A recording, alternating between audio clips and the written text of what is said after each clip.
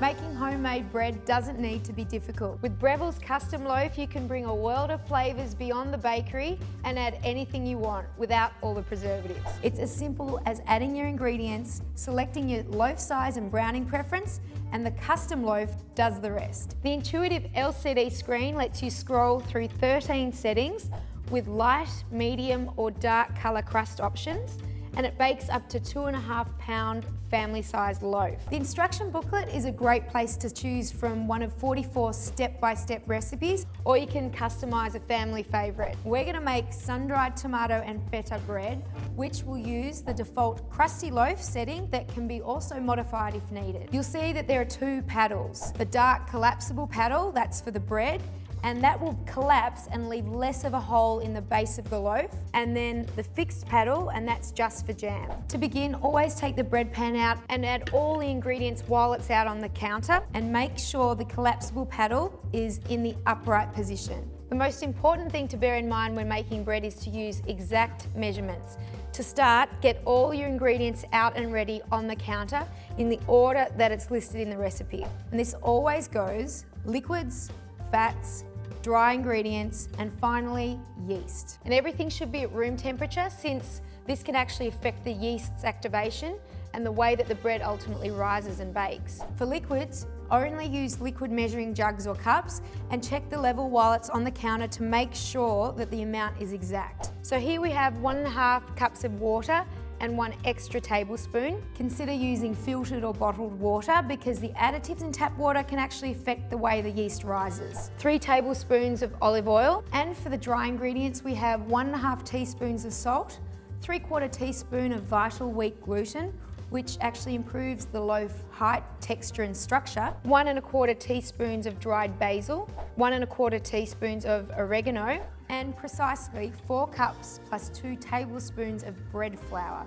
This flour has more protein than all-purpose flour, making for stronger gluten and lighter, fluffier loaves. With all dry ingredients, either pour the bread flour into a cup or add it with a spoon and then level it off with the back of a knife to make sure that the measurement is exact. But don't tap the cup, since this will cause the flour to settle, and never use the cup to scoop directly from the flour packet, as this will compact it and you'll end up with extra, and that will affect the doughy consistency. Lastly, we have 1 3/4 teaspoons of fresh active dry yeast. Active dry yeast works the best, but make sure it doesn't come into contact with wet ingredients, and this will ensure the dough mixes and rises properly. And be careful with the quantity. Too little yeast and the bread won't rise.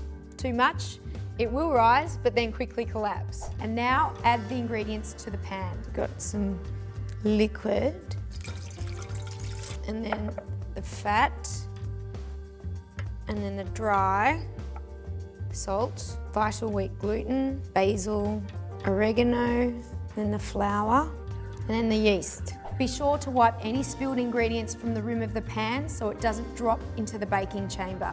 And now the bread pan's ready to go in. Just align the wing nut with the drive mechanism inside the baking chamber. Just lower it in. It may take a little bit of jostling, but it definitely clicks into place, and then lower the lid. And this recipe calls for sun-dried tomatoes and feta, which goes straight into the automatic fruit and nut dispenser. You can really jazz up any white loaf with dried fruit, nuts, chocolate chips, and seeds even, as they drop down at exactly the right time, and you don't have to stand by to monitor the progress. Any soggy food, such as these sun-dried tomatoes or feta, should be well drained and patted down dry on paper towel. If you have the dried packet version of sun-dried tomatoes, they'll work too. Now shut the lid of the dispenser and set the dial to crusty loaf, which will give you a crisp crust on the outside but chewy on the inside. There are no colour crust options, but by using the modify button, you could tailor the baking temperature or time for a harder or softer crust. And I'm going to change it to 2 pounds and then press select. And now press start. You can press the light to see inside the baking chamber as the dough cycles through.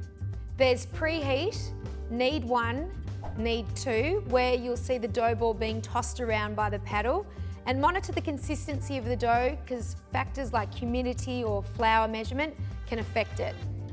8 minutes before the end of the need 2 cycle, The automatic fruit and nut dispenser will release the sun-dried tomato and feta, and then the loaf will go into Rise 1 and 2 with punch-down modes, then into Rise 3, and finally the bread maker goes into the bake mode, where you'll see the steam rise from the vents, which is completely normal. When the loaf's baked, take it out and let it cool on a drying rack for 20 minutes before slicing.